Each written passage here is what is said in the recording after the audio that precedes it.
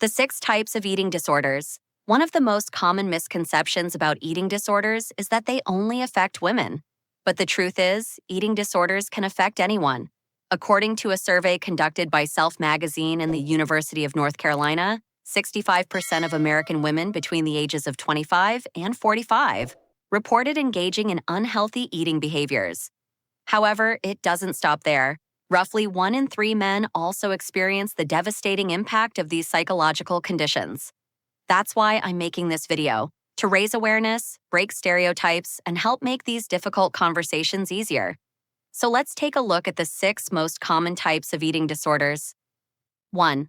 Avoidant or Restrictive Food Intake Disorder, ARFID.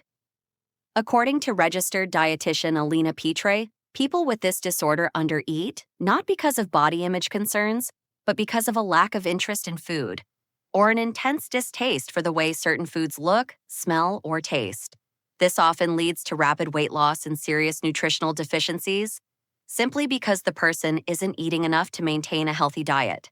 For some, social settings make it worse. Imagine avoiding birthday parties or family dinners because eating in front of others feels overwhelming. Some even hide during mealtimes just to avoid the pressure. 2. Anorexia Nervosa. This is often the first disorder people think of when they hear the term eating disorder. People with anorexia nervosa are often driven by an obsessive desire to control their body image. They restrict calories severely, even when they're dangerously underweight. The heartbreaking part is that many can't recognize how thin they've become. Their perception of themselves is distorted, and their expectations for their body are nearly impossible to meet. This disorder is not just about food, it's about control, perfectionism, and a deep struggle with self-worth. 3. Bulimia Nervosa. People with bulimia often binge on large amounts of food in a short period of time, then purge by vomiting, using laxatives, or exercising excessively. Purging may bring a temporary sense of relief, but it traps the individual in a cycle of guilt, shame, and secrecy. What makes bulimia harder to recognize is that people struggling with it often maintain a normal weight. On the outside, they may look healthy, but inside, they're battling a dangerous and exhausting cycle. 4. Binge Eating Disorder. Binge eating disorder is actually the most common eating disorder in the United States. Unlike bulimia, people who binge eat do not purge afterward. Instead, they consume large amounts of food on a daily basis, often eating past the point of fullness. This can lead to weight gain, obesity, diabetes, and even heart disease. But what's worse is the emotional toll, deep feelings of shame, loss of control, and self-blame.